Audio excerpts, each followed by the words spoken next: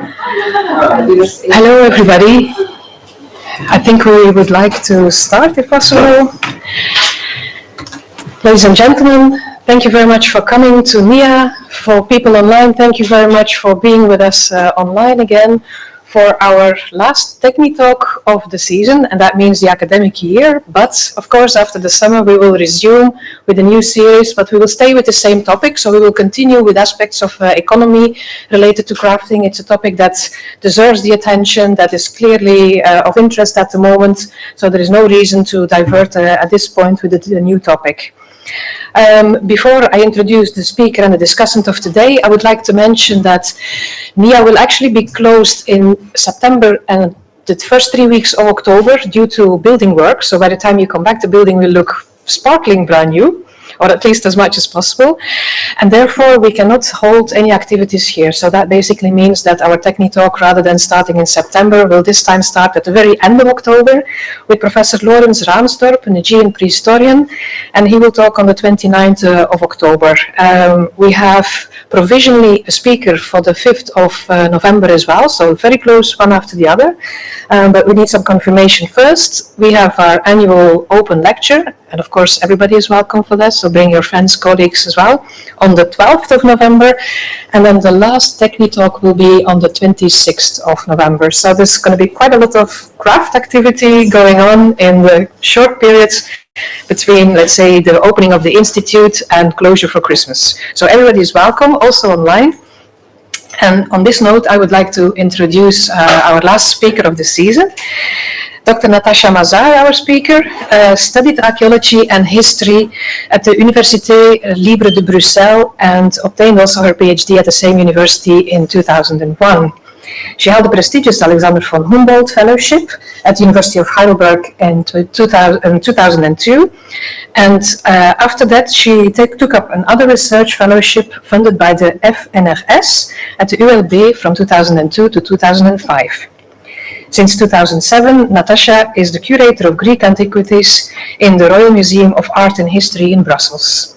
She is currently also acting curator for the Roman, Egyptian and Gallo-Roman collections at the same museum, which must give her a very good and fabulous insight in cross-cultural material culture, I imagine, apart from tons of work.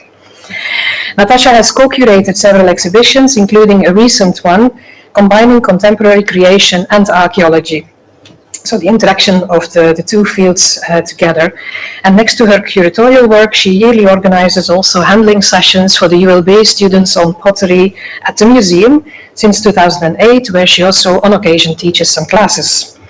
Her research interests range from an intensive interest in the technitai, and I'm sure she will talk more about that later on, to a passion for pottery in Hellenistic contexts, as she has worked for many years in the Itanos Field Project under the auspices of the French school in Athens, and that's also how we met in Athens more than 30 years ago.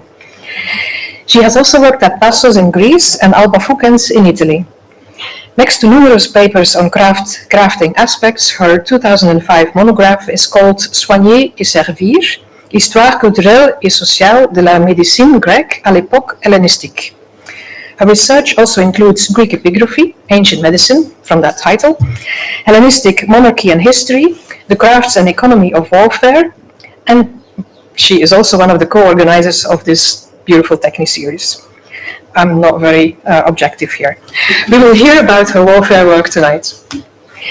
Secondly, I would also like to reintroduce Helle Hochscheid, our discussant. She's a regular participant at the TEXNH talks here at NIA. In fact, she gave the first talk. She was discussant earlier this year for David Lewis's fantastic talk, and is one of the co-organizers of our beloved series.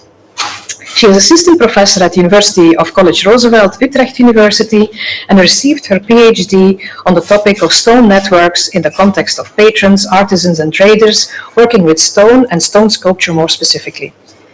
This was also the topic of her 2015 well-known monograph here in Athens and well beyond, entitled Networks of Stone, and other research interests she has and has published on widely cover network theory, gender issues in crafting, and labor specialization in various materials, often linked to stone.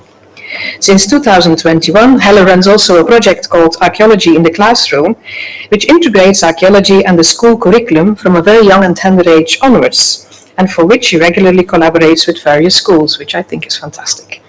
But now to our speaker, Natacha, the floor is yours. Welcome.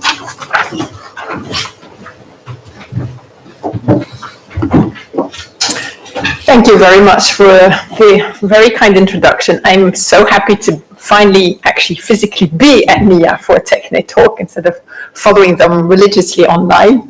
I love this series and I'm very happy to be here with Anne and Helle, a joint, we've been talking about crafts for many years now. And this is one of the embodiments of our discussion, so very pleased to be here.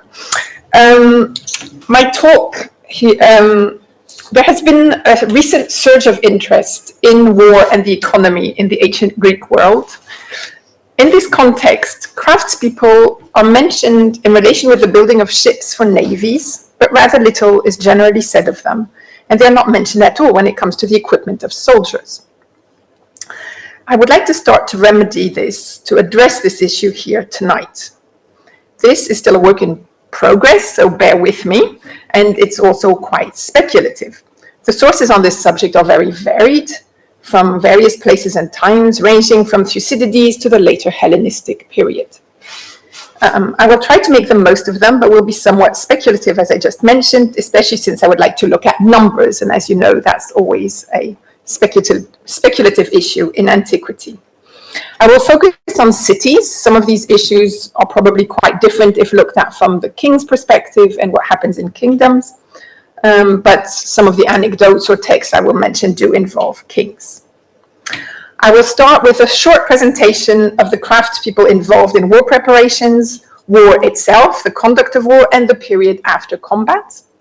I will then look at the numbers of craftspeople involved in making ships, and then the production of shields. Finally, I will look at different aspects relating to the necessary flexibility of this production to answer demand. My first source, and it's not the only time I quote him, is Xenophon.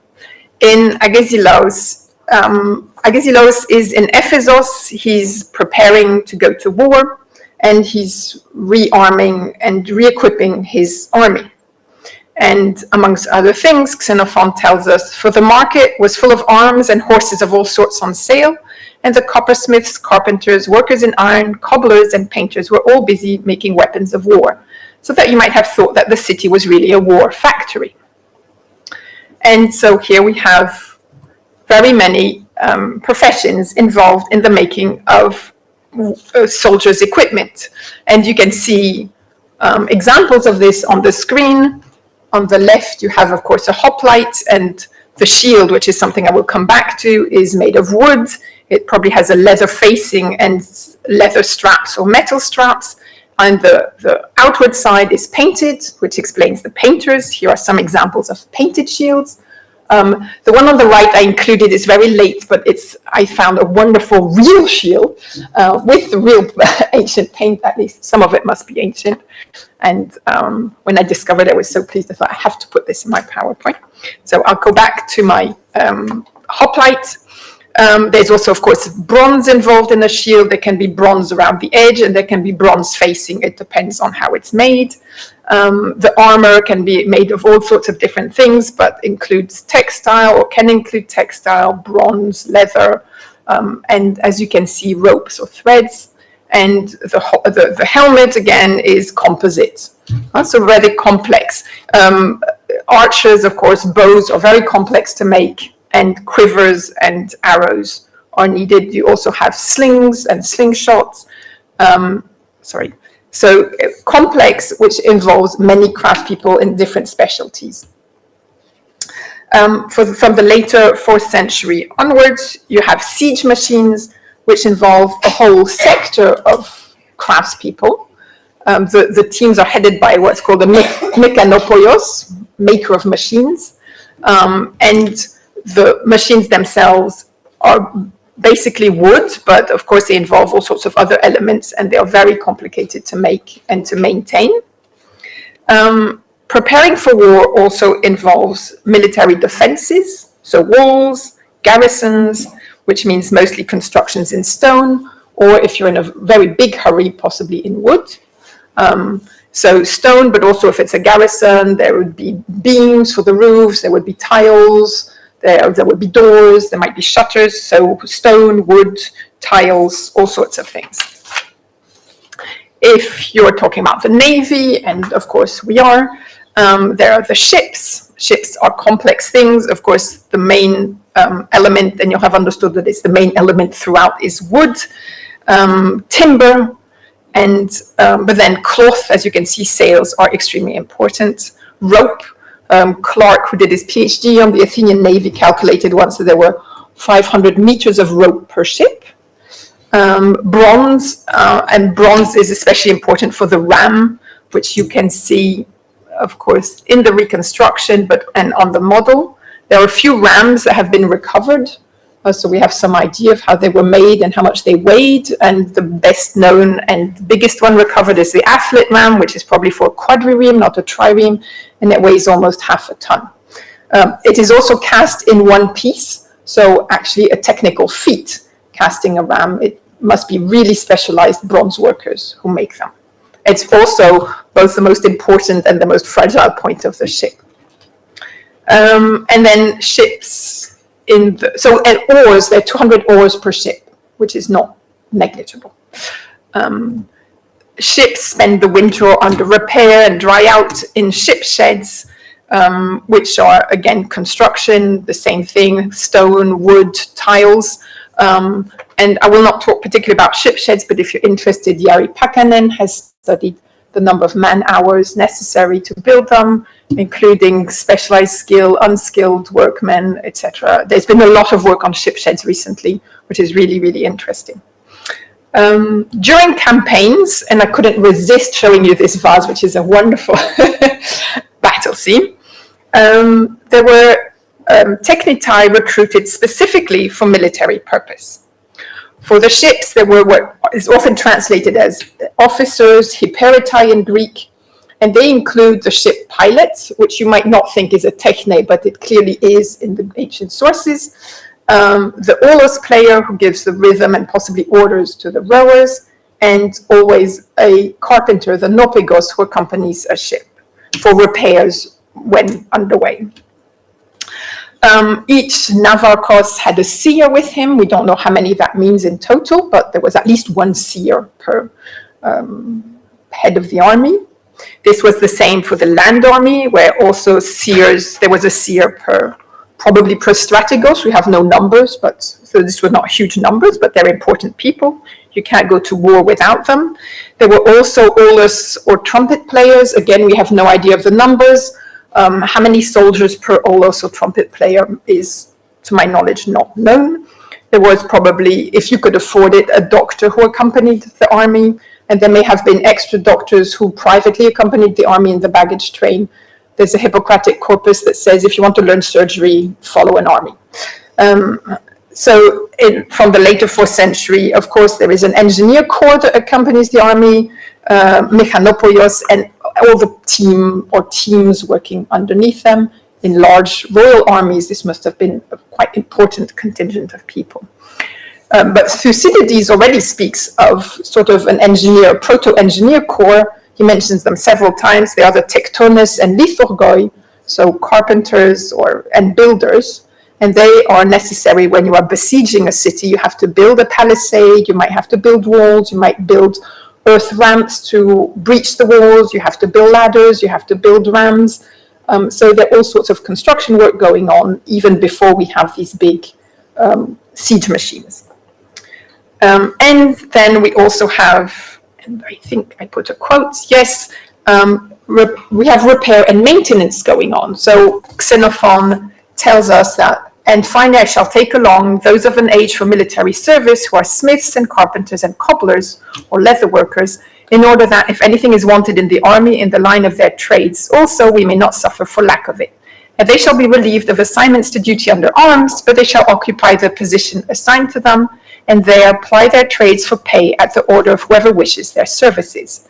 So it's not Xenophon, it's not the leader who's employing them, but they receive private payment from the soldiers who need their services. That's what Xenophon seems to be saying. So again, baggage train, but he exempts them from acting as soldiers, from serving as soldiers, so that they can ply their trades. Certainly repair and maintenance of equipment and even replacement of broken and lost equipment must have been essential. So post-campaign, so I had slides on this and then got rid of them. So, I will not talk much about after military campaigns, but I would just like to mention that recovery and reuse of lost gear must have been very important. To my knowledge, nobody's looked at this for land armies. For the Navy, this is known. We have sources. If you won the battle, you took the lost ships, the ships from the losing side with you, and you hauled them back. They were made to float, so it was easy enough to sail them or haul them back. But of course, you're not going to abandon 200 or 500 kilos of bronze if you can help it. And the wood can be reused in all sorts of ways. And certainly some battles must have yielded hundreds of ships.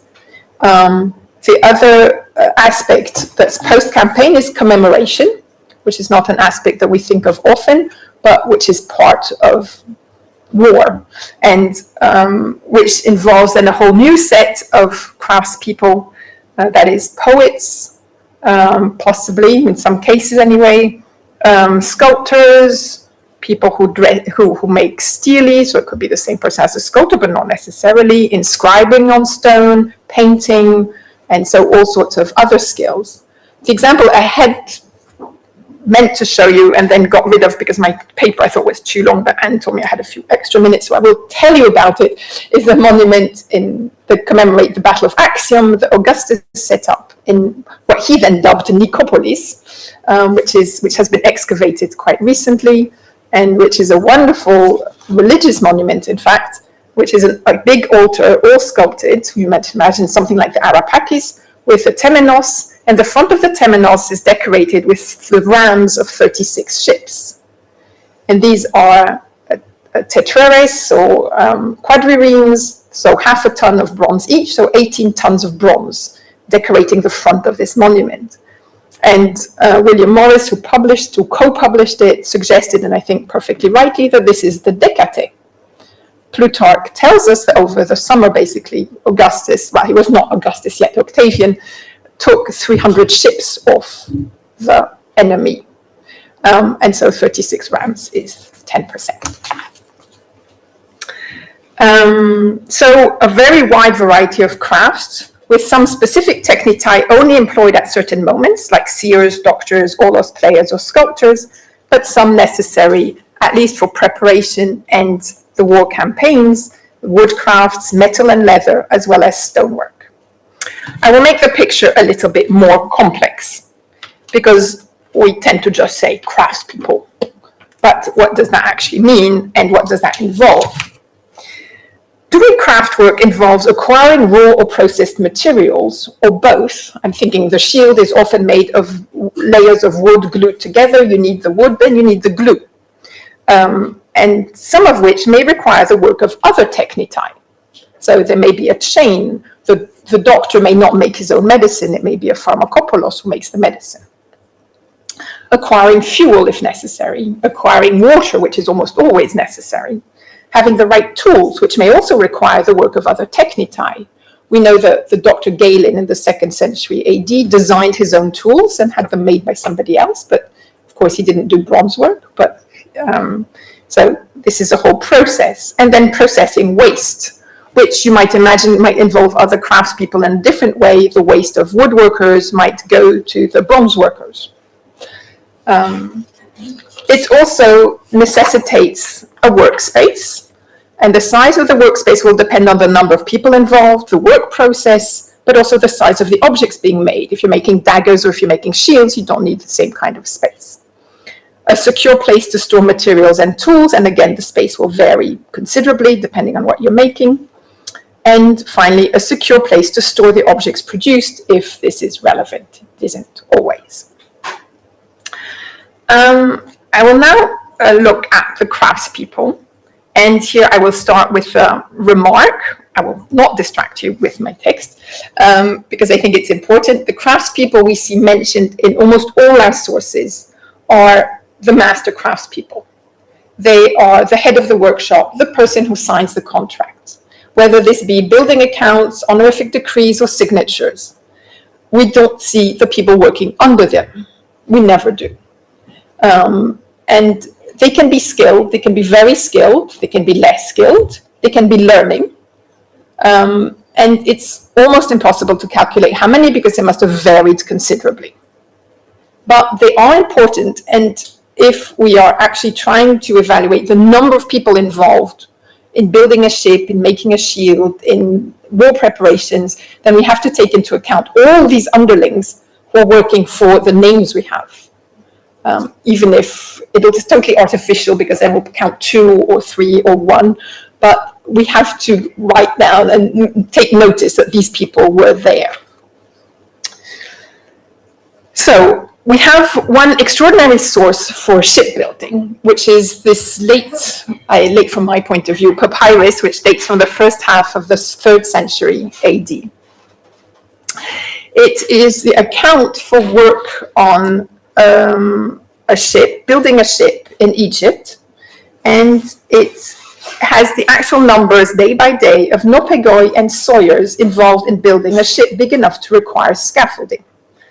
But as I mentioned before, this does not include their assistants or their apprentices, who surely were also involved.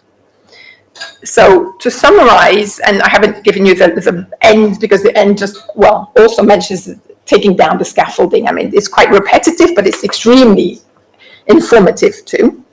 The number of shipwrights of nopegoi varies a lot from day to day, which is quite interesting. And the highest number it varies between more or less 3 and 7, 7 being the highest number. And the sawyers, there are always 2 sawyers because it's a 2-man saw to cut long planks. This is known from like the Eric Theon accounts too. And they, on the mean, it's irregular, but they work every other day, more or less. And so we can use this to give a more or less informed evaluation of the number of people who might work to make a trireme. Because that's the question when you're talking about the craftspeople involved in the Navy, how many people? So this is an estimate, which is numbers you will find, maybe not detailed like this, but in other publications. But so it's, as you can see, an estimate. There is an architect for the hull and the wood elements. I've taken the highest number from the papyrus, the 7 nopegoi and 2 sawyers every other day. I've added numbers of apprentices. For the sails, I'm basing myself on the numbers calculated by Marie-Louise Noche, Peter Pedersen, and Stella Spantidaki, who count 1 person for 4 years spinning and weaving the sails for trireme. Clark, in his PhD, calculated that 1 oar took 1 person 1 or 2 days, so 200 oars to a ship. For the rope, I have no idea. I've just counted a quarter of the work for the sails.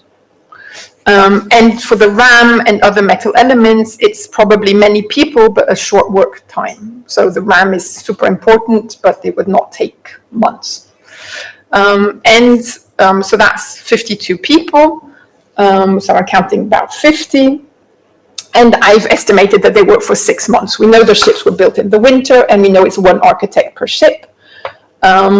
We also know from literary texts that if you're really pressed, you could build a ship in 3 months. But Athens or a big city, normally, if this was sort of programmed, would take less time. So this is a rough estimate, but it just gives us some idea of the people involved. So this is 1 ship, 50 people, 6 months, not all on site, of course. All the rope and the cloth would be made off-site. Building 10 triremes, 500 people for 6 months. On the mean, it's calculated that Athens built, on the mean, this is very irregular, but 15 ships a year in the 5th and 4th century, the second half of the 5th, 4th century. Repair of triremes during the winter was, of course, also a big item. We have no way of calculating. I've halved the number. I have no idea. It might actually be more. It depends on the number of ships that were at sea. At some point, Athens had a fleet of 400 triremes. The repair in the winter must have been very, very heavy work. So we have, let's say, 750 people during those 6 months of winter working on ships. On each trireme, we have, I said, 1 pilot, 1 nopegos, 1 olos player.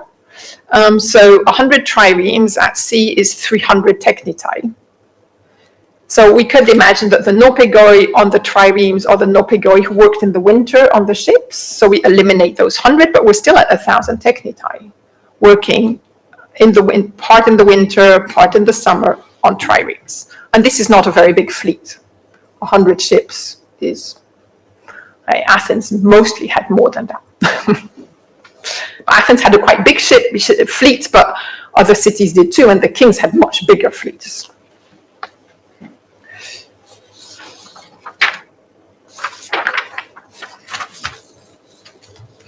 So this is just for ships. For soldiers' equipment, we can't give numbers. I don't think, some people have tried, and honestly, it's based on air, I think. We can't give the number of people working on... oh, sorry, I hadn't finished with my ships. I got mixed up with my pages. We can also look at this issue of people working on ships in another way. In the 4th century, Athens officially set the value of a trireme, 5,000 drachma for the hull, and over 2,000 drachma for the skue, that is the hanging equipment, the sails, the ropes, etc. This was, if you lost your ships, that was the fine you had to pay. So it's more or less the value of the ship. So over 7,000 drachma per ship. And that a part of this sum went to paying the labor involved. What portion is difficult to say, but it must have been significant. We can set a rough estimate. I'm playing with numbers here, you know. It's just, I think numbers sort of fix things. You can say it's a lot, but if you look at numbers, it makes it a bit more practical. I estimated that 50 people work on the trireme for 6 months. If we consider that the assistants, who are never mentioned in accounts, are paid by the masters out of their own revenue, which seems reasonable since they never appear in building accounts, then counting only the masters, that is about a third of the people, and a salary of 1 drachma a day, which is often considered a normal salary in Athens, we arrive at 16 times 1 drachma times 150 days for the 6 months, 2,400 drachmas for these 50 people. This is a bit over a third of the total amount for building a ship. This is a significant amount of the cost of the ship was salaries. Vincent Gabrielsen calculated the value of the Athenian fleet at various moments in the 4th century. So this was a very big fleet. It is never worth less than 2 million drachma. So this is taking the value per ship and saying 400 ships or whatever and multiplying. A third of this value may have been re-injected in the economy in the form of salaries, which is not at all negligible. So to come now really to the soldiers' equipment, what can we say about it? I don't think, as I already said, that we can properly estimate the number of craftspeople involved, but I would still like to look at production numbers and value. I will focus on shields as they are the piece of equipment which we know the most about from written sources, and also clearly the most expensive, probably because they were labor intensive. They were made of wood glued together. Well, there are several techniques, but one of them certainly is wood glued together and then shaped on a lathe. And then there were elements in leather, elements in bronze, there was the paint. So each element in itself is probably not hugely expensive, but the total plus the labor makes it an expensive piece of equipment. So what are our sources? Most of them are very well known, have been commented on a lot, but I think we can make more of them. Lysias and his brother inherited from their father a shield manufacture, which was seized in 404 BC by the 30s. In stock, they had 700 shields. Was also seized 120 slaves, some, most, all of which we don't know worked in the factory, presumably. In the manufacture. And I would just like to comment that this is one of the rare cases where maybe we're seeing numbers of actual workers all inclusive, since we're talking about slaves and all the ones who were seized.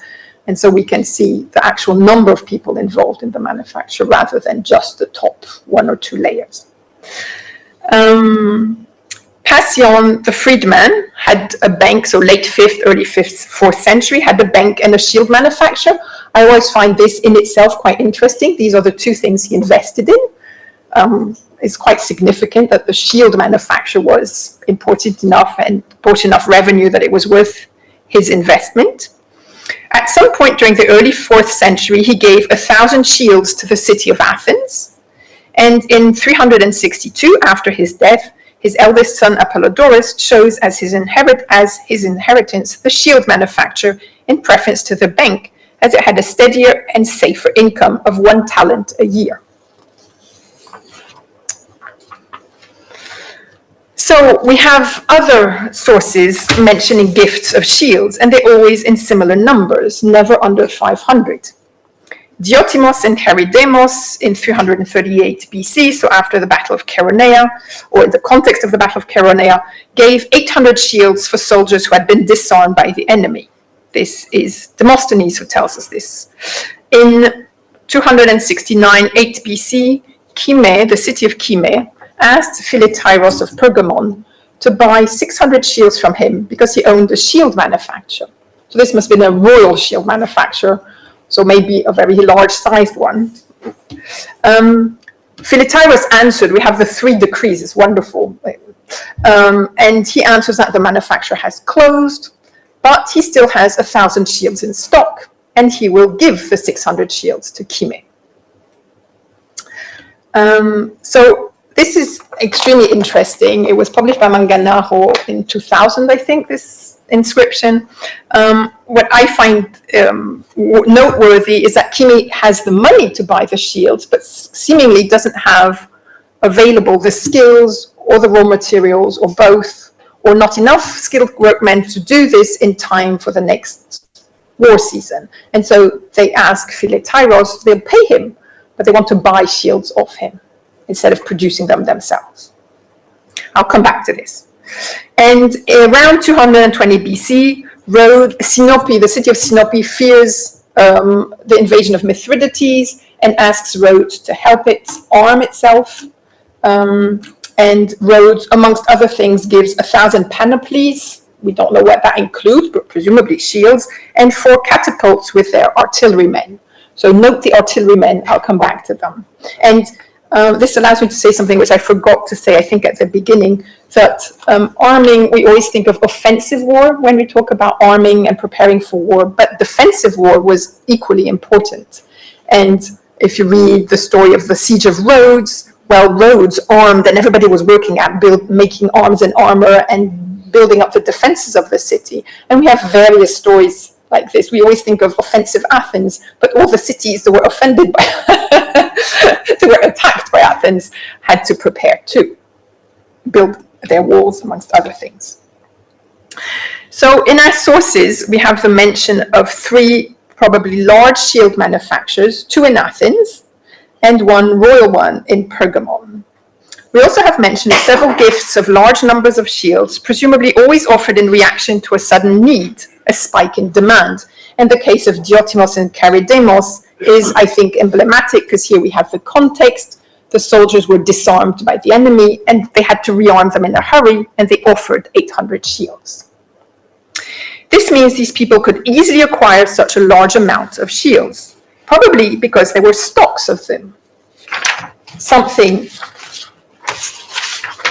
we know for a fact in 2 cases. Lysias, when their assets were seized, there were 700 shields amongst them, and Philetairos, who still had 1,000 shields. We don't know how many he had when the manufacture closed down, but he still had 1,000. The existence of such stock, which is usually something that is denied for antiquity, they considered that small manufacturers can't hold big stock because financially it's not worth it. But here we're talking about quite large stock. Probably must be connected to the size of the ergasteria and to the fluctuations in demand, something I will come back to in a minute. All these people were honored for their gift of hundreds of shields. What is the value of these gifts? Well, we have one source that gives us the price of a shield. It's an early 3rd century BC inscription from Chaos. I think, yes.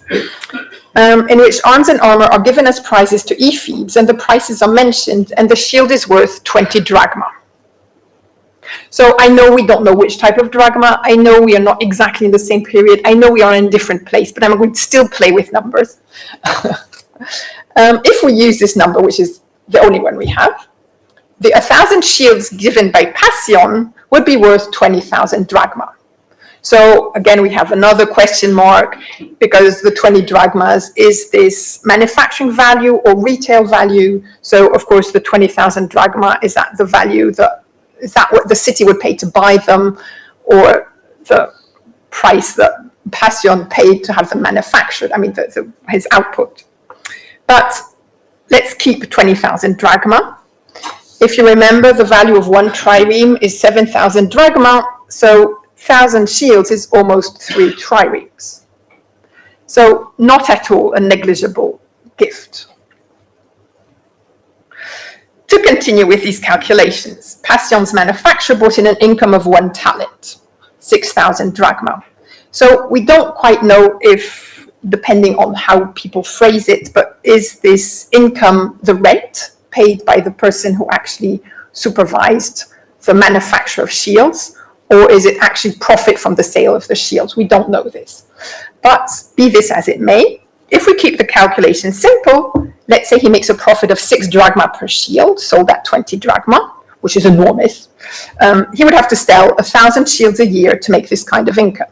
This means producing and selling more or less 3 shields a day. If the profit is less, which is very likely, he would have to sell more. If it's half the profit, 3 drachma, still more than 10% profit, which is good profit, he would have to sell 2,000, producing 6 or 7 shields a day. If the talent of income is the rent, then the person running the workshop would have to make a profit of significantly more than a talent. Making shields required a lot of space to stock the raw materials. 1,000 shields is about 100 cubic meters of wood, or more. To work, a shield's diameter is 1 meter, and the glue had to dry, you had to turn them, so big workspace, and to stock them. It required space, it was labor intensive, involving mainly skilled labor, and it required time. So we are talking here of a large industry, which Demosthenes tells us is stable, but of course Aristophanes in Peace tells us the contrary. Since Passion was certainly not the only one to manufacture shields, and since so many other pieces of equipment had to be produced in similar or higher numbers. Spears, swords, helmets, greaves, armor, bows, arrows, slings, and slingshot. And I'm probably forgetting some. This production area must have occupied a lot of craftspeople and have a very high retail value for equipment that was necessary for the defense of the city. Also, although in the classical period hoplites had to buy their own equipment, at other times cities may have given parts or all of it to the ephebes and or the soldiers, which implies the existence of public tenders. And this may have affected the organization of production, but this is a subject I will not go into here. I will now briefly look at demand. I will not speculate on the number of shields and other pieces of equipment required annually, but the demand for military equipment, and I mean arms and armor, must have fluctuated a lot from year to year, depending on the planned military operations, the actual military operations, as well as the results of previous and current military operations. The level of loss, in particular, would affect demand. How were these wide fluctuations answered? There are two types of answers. Some concern the objects themselves, and the other, those who produce them. So stock, as I have already mentioned, we know that Lysias and Philetyros had many shields in stock. Gifts of hundreds of shields seem to imply stock as well. This would have been a significant portion of a year's production. But no one could improvise the gift of hundreds of shields in the same way that no one could improvise answering sudden peaks in demand for large numbers of pieces of equipment. There must be stock available somewhere in order to be able to do so. So the market, and Chime, for instance, can't produce that amount of shields it needs and has to look for some other solution, which I will come back to in a second. There was a market for arms and armor. Xenophon, again, this quote already, you had it, was the first slide. When Agesilaus is in Ephesus, he tells us, for the market was full of arms and horses of all sorts on sale. And then we also know that the craftspeople made extra. But so there must have been some amount of equipment for sale. from Ephesus itself, but also possibly from neighboring cities who came in to sell. If we look at Aristophanes in Peace, he makes fun of all the arms sellers and arms makers who will lose their living because it's now peacetime. But some of the people he mentions are buying and selling arms and armor. They are middlemen, they are retailers, they're not the craftspeople themselves. So there is some kind of market activity going on here. And Demosthenes mentions a law forbidding the export of arms and ship tackle to Macedonia. So this implies that there was an export market, but also that it was to some extent controlled, or that the city tried to control it, so you would not sell arms and armor to your enemies. This is still the case today, and we know that this does not work very well, but be this as it may.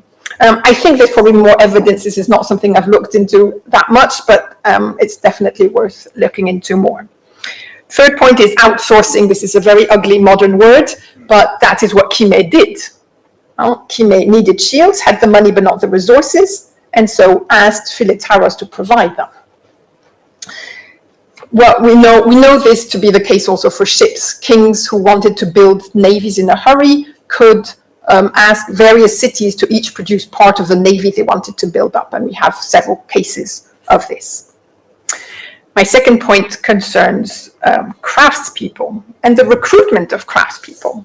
So the best documented, the most detailed, the most wonderful text on this is a text in Diodorus about Dionysius I of Syracuse, who wanted to build an army to chase the Carthaginians out of Sicily, which he managed to do. And Diodorus's account is probably based on an eyewitness account of a colleague, an ally of Dionysius. I already talked a lot about this in another talk, but this is the quote: "He gathered skilled workmen, some coming on his order from the cities under his control, and others from Italy and Greece, as well as Carthaginian territory, attracting them by high wages." So apart from cities under his control, where clearly he acts in a very authoritative way, there are two elements to his recruitment of craftspeople. He offers high wages, so presumably higher than normal, whatever that's supposed to mean. But we know we have other cases where this can happen. Sparta, who lures sailors by adding 1 obol to their pay, compared to Athens. But also he recruits extremely widely from Italy, Greece, and even the Carthaginian territory. And so we know instances of this type of recruitment, but from building sites. And in those cases, very clearly, the city who wants to start big building projects sends heralds to officially announce the need for craftspeople. And so we must imagine something similar, I think, here. And this is done also for mercenaries, or can be. And so maybe this was more widespread than just the inscriptions we have for a few building sites. We know that kings also bought and recruited craftspeople, sometimes forcibly, and in one case, Alexander dispatches a named agent, I'm not giving you his name, but whatever, who, with a sum of 500 talents, to go and recruit craftspeople to build a navy. So, and we know a doctor, this is one individual, but clearly his salary increased each time he moved. We can also maybe note here Lysias's father, a Syracusan who was, according to Lysias, invited to Athens by Pericles, maybe because of his skills as a shield maker. He was, after all, the person who founded this shield factory, shield ergasterion, that Lysias and his brother inherited. Another case is the gift or the loan of craftspeople. This could happen between friendly states. So in 347-6 BC, Athens received a request for hyperitai, so the ship officers, by the kings of Cimmerian Bosporus. This kingdom was an important source of grain for Athens, and they answered with a resounding yes. And the quote is, the city accepted to give the ship's officers, or hyperitai, that Spartacus and Perizades, these are the two kings, ask for, and the envoys shall give a list of the names of the officers whom they are going to take to the secretary of the council, and it shall be the duty of those listed to do all in their power for the children of Leucon. So these are the two kings. So this is totally official. An ambassador goes to Athens and requests ship officers, the highest ship crew, to man their own ships. And Athens has an official list set up of these people. So we don't know how they're chosen, but it's totally official action going on here. And these people then have to do all in their power, so they are representatives of Athens to some extent, and the good name of Athens goes with them.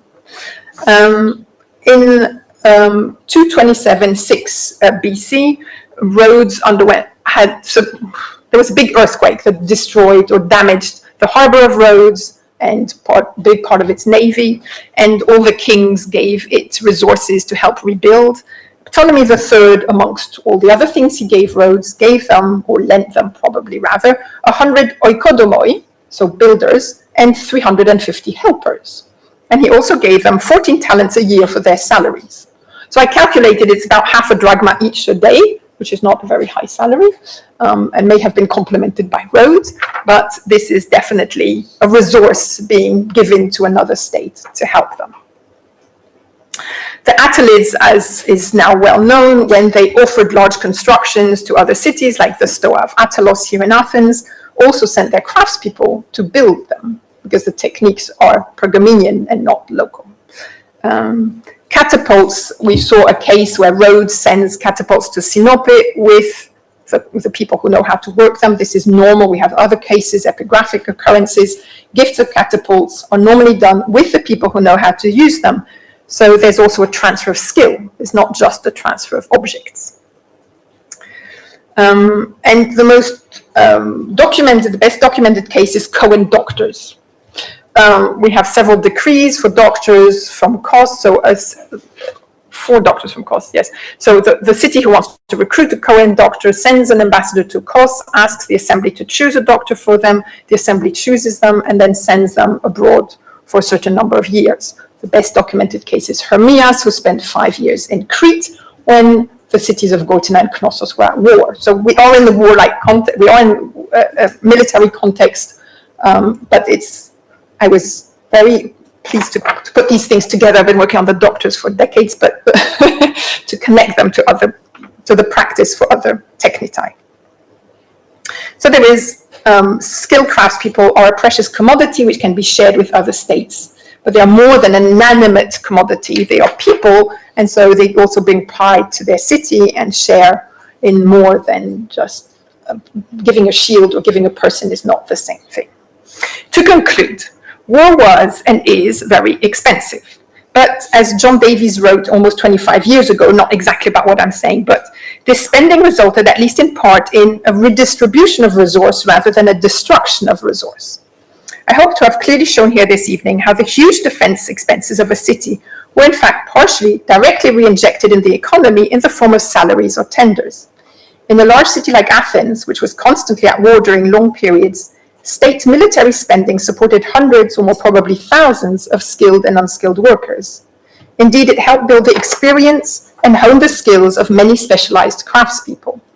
This industry, based on recurring but very uneven state-driven demand, was also a sector that could provide much profit, explaining perhaps the existence of some large production units in the armament sector. Although demand could be counted on, it did fluctuate, and an urgent spike in demand could come at any moment. This had therefore to be a flexible industry. One of the flexibilities may have been accumulation of stock, which would only have been possible for quite large workshops. There was a mobility of the products, but also mobility of the craftspeople built into the system. And this mobility could come about both for economic and for diplomatic reasons. These craftspeople were an indispensable part of war. As such, they must have been valued. Highly skilled craftspeople in the arms and naval industry must have been sought after and one of the famed resources of some cities, and the request by the kings of Cimmerian Bosporos are one example of this. In antiquity already, flexibility and innovation were important in warfare. The latter, innovation, may not be very visible to us and went at a much slower pace than today, but these aspects do figure in the sources, especially on the subject of the navy. For instance, all the development of the polyremes, the ships bigger than a trireme, as well as siege warfare, where of course there was invention going on all the time. It was craftspeople who enabled these developments, and indeed a few technitae were honored for their role either in innovation or in ensuring a significant victory. I hope to have shown tonight that craftspeople were necessary to the conduct of war and benefited from it. That warfare was impossible without the craftspeople who made all the necessary equipment, whether ships, shields, or siege machines. And these craftspeople formed a rather invisible but significant group of population, both in size and usefulness, in most Greek cities. Thank you.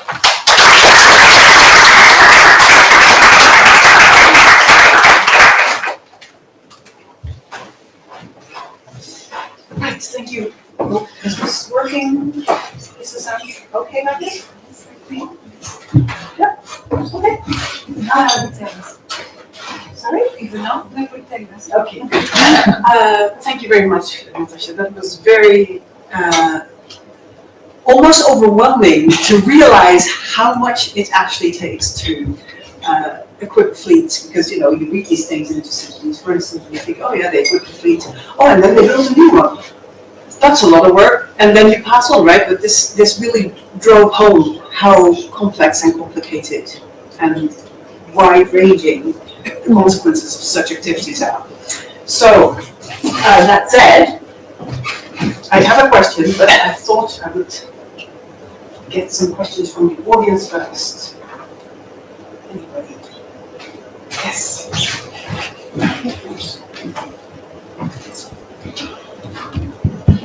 Thank you very much. It was really amazing. And one first question: what is the right thing the warrior has around his feet? I think that everything in bronze had to be doubled with leather, otherwise you would get hurt. And so that's the bottom where it was tied around the ankle. Okay. I think it's part of the fitting of the greave. Strap. Yeah, strap. Okay. And another question about Xenophon and the part about the markets. Yeah. Yeah, if you can. Yeah. Yes. He says. For the market, blah blah blah, and the cobblesmiths, carpenters were all busy. Do you think we can conclude that they were working on the market, or is it just an expression to say everyone is busy? About the craftspeople, the location. Because you said also that all that needs a lot of space. Yeah. And the agora, we Yeah. know that. In this case, I don't know. He doesn't go into enough detail to be sure if it's the normal craftspeople or if more craftspeople came into the city to help make the equipment. In the case of Dionysus in Syracuse, the text of Diodorus tells us, because all this there was a real influx of craftspeople, and that they worked everywhere. They worked in the porticos, they didn't work in the temples, but they worked in all the porticos, and they even private individuals opened their houses so they could work in the houses because there was not enough space. And it must have been a madhouse. and a huge impact on the city. Again, here it's a few months, so it may be that there was indeed an influx of craftspeople. You would imagine that metal workers from villages or little towns might come into Ephesus to take part in this production, because it was a chance in a lifetime to earn a lot of money. So there may indeed have been people in Syracuse. It was clearly first public spaces that were occupied, and then that was not enough. And so it was also private spaces.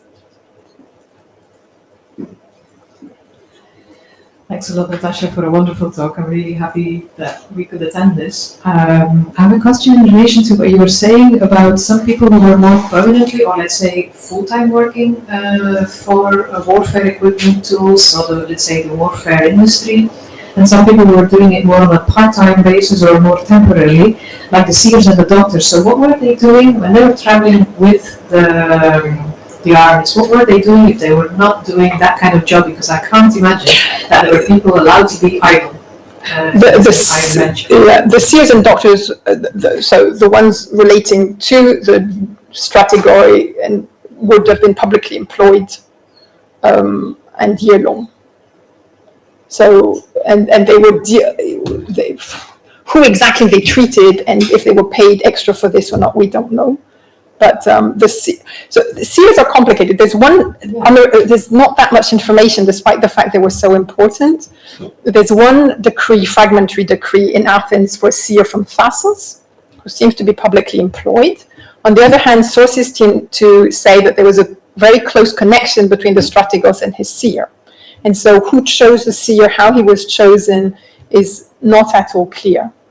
But they are very important. And they must have been, but seers could also be soldiers at the same time. So there's there are anecdotes about Marathon, for instance, and also at least one funerary monument for a seer who's also a soldier. He says, I mean, it's a Homeric quote, but he says he lives by the spear, but he's also a seer.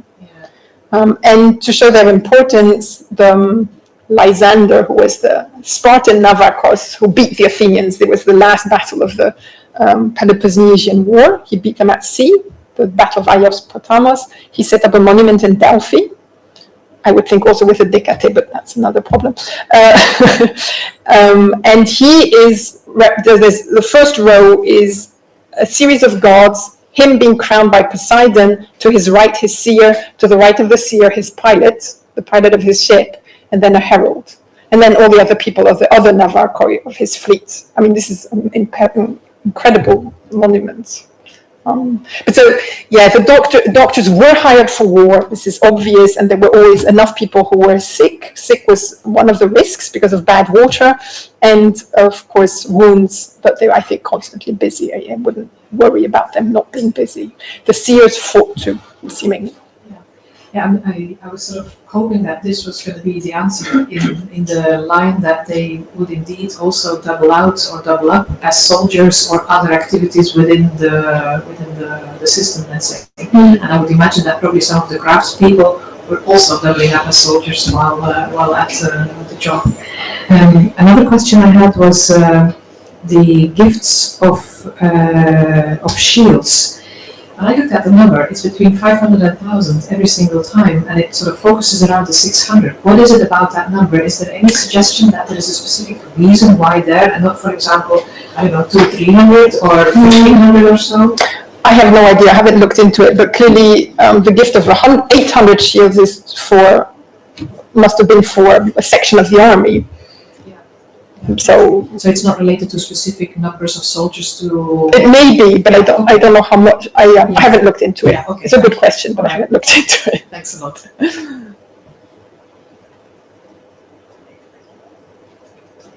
it's my turn, I guess. Now I have to. I don't think two microphones. They're going to be a Doppler effect.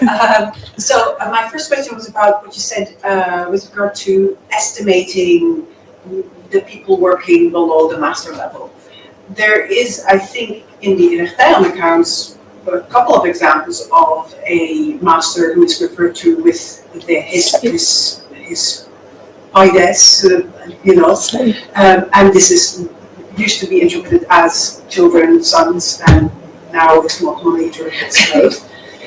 Is there can you do anything with that bit of information? Does that give any indication?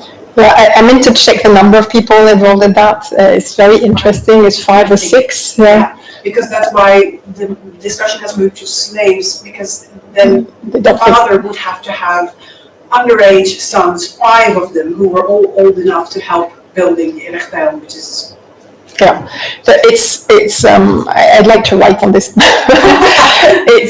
They're doing specific work. They're fluting columns. Yes. Which is very, very labor intensive, and also very visible work. They're on site, they're there in front of the people supervising the building of the temple. And I think that's why they're mentioned, because the same head of the team is mentioned for other work off site or building a wall or something, and then his team is not mentioned. So it's very interesting and deserves to be looked at more closely. Yes, because if I remember correctly, the wages go to the master or the owner. They're all paid, I think. I think they're all paid. They're all paid, but there's I would have to look at it again as well. Anyway. No, it's a very interesting and quite isolated example. Rare cases. Yes, yes. point at some Yes. lower level. Also, the Erection accounts there's Sawyer and his collaborators in the plural. So it's not always seemingly the same team that saws the planks. So he has more than one collaborator. But it's extremely rare. We have in Didos accounts, there are a few cases where it's mentioned that the team has to be at least this size, but it's a handful of cases, and you can't generalize from that. But it's smallish units. Yeah, well, you'll write on it someday and then we'll know. And the other question that was about Dionysus again, because, you can't get away from the guy. So there's the market, which is full of people selling stuff, and then they're working all over the city, producing things. What about raw materials? Is this also an international trading game, or is Sicily just being plundered?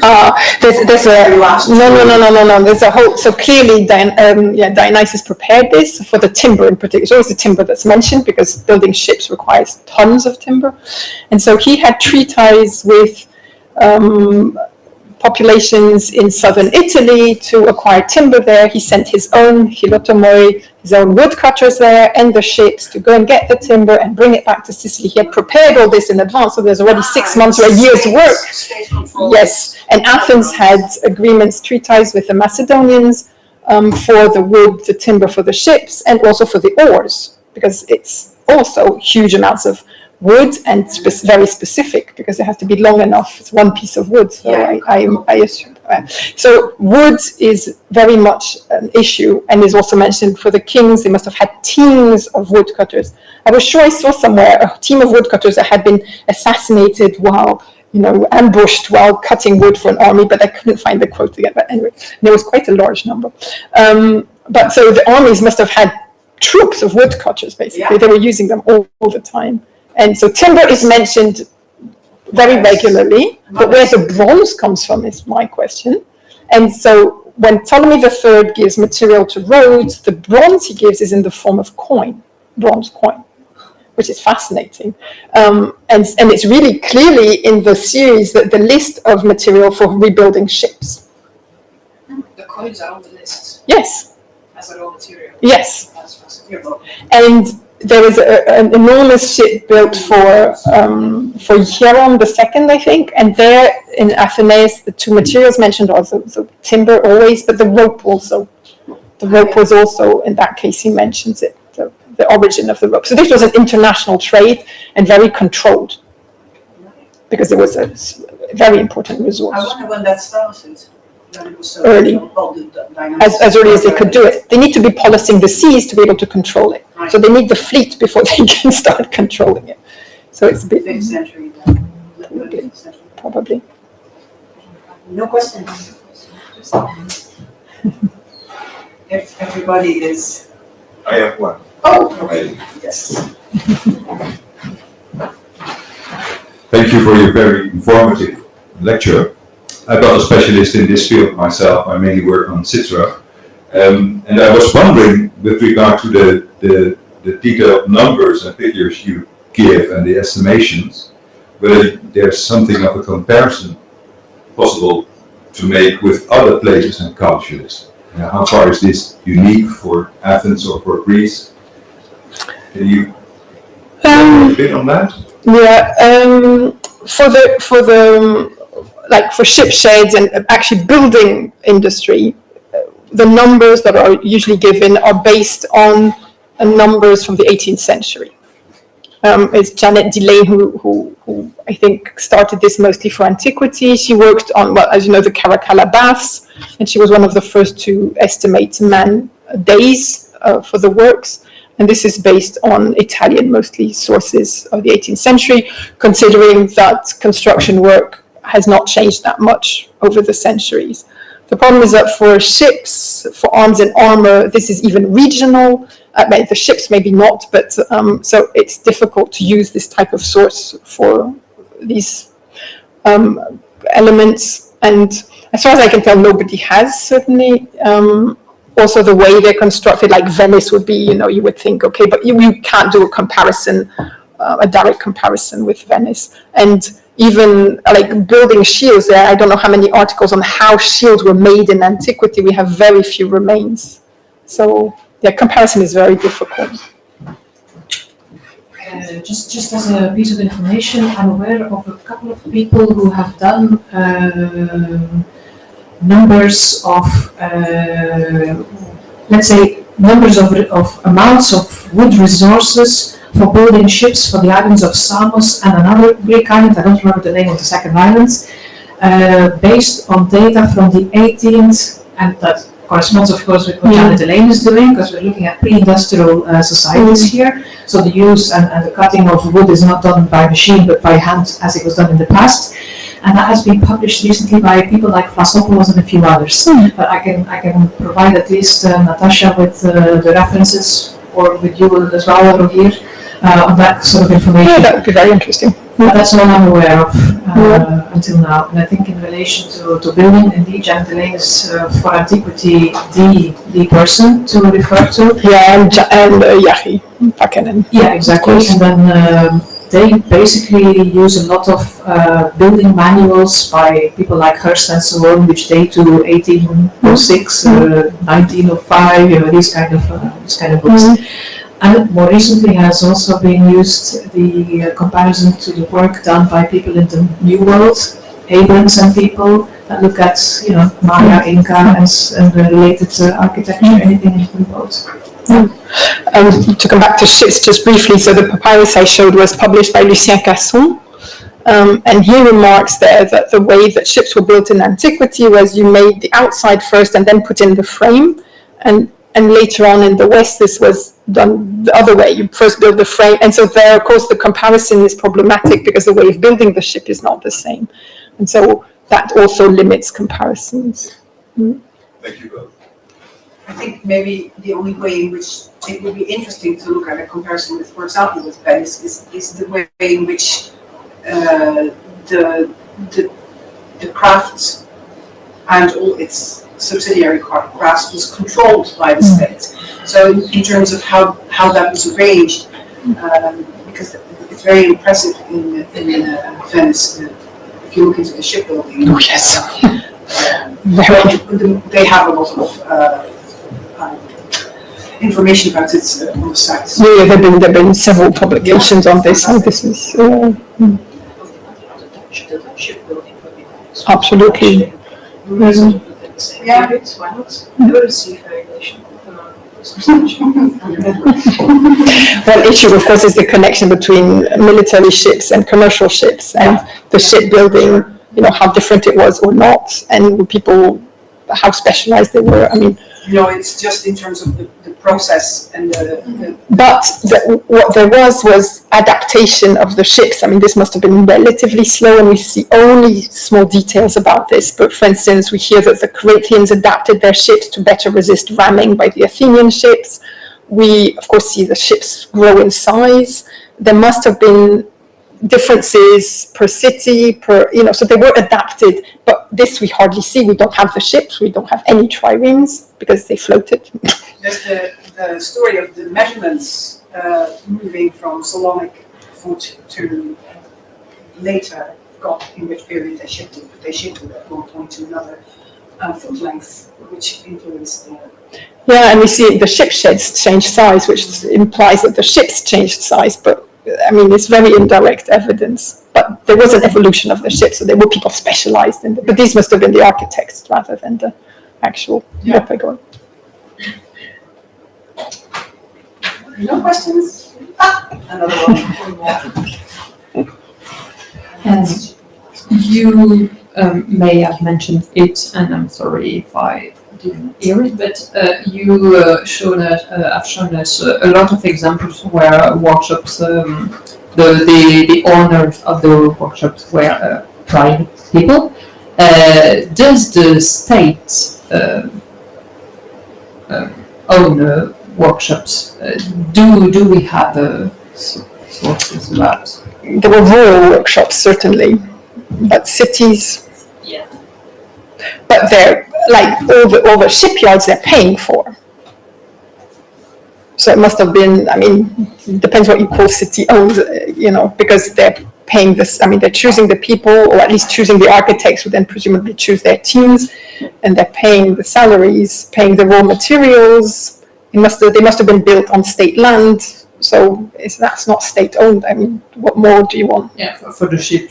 For the ships. We can say that the ship is the workshop, Yeah. but for a shield or a spear. I don't have the impression Okay. that there's anything that's state-owned. But we know of other things where the state needs things, and their contracts with private workshops. Like the Panathinaike Amphory, it seems to be contracts with privately owned pottery workshops. Except for coins, I suppose. Coins was public, yeah, of course. Coins was state-controlled. But other things, even when they're needed for the functioning of the state, they seem to be outsourced, or, I mean, they're tenders. Tenders are understudied, they deserve more study, but they have to be sure that they will have enough workshops to supply. yeah, for Panathinaike Amphory, because we have the fragments, we sometimes have signatures. I mean, this has been studied quite a bit. It seems that in some cases, 2 workshops came together to answer the tender because one workshop was not big enough, because this was extra production to their normal production, which is not the case of shields. Shields would be, you know, specialized production and basically aimed at soldiers and ephebes and the state. But pottery, Panathinaikes, I mean, they're better specialists than me. But they were produced in addition to your normal production. So you really had to be a big enough workshop that you could do this, take on such contracts. And there are cases when there are seemingly 2 workshops that get together to do it. Okay. Right, it is 15:15, has been 15:15, so I'd like to ask for another round of applause for Natacha. It's wonderful.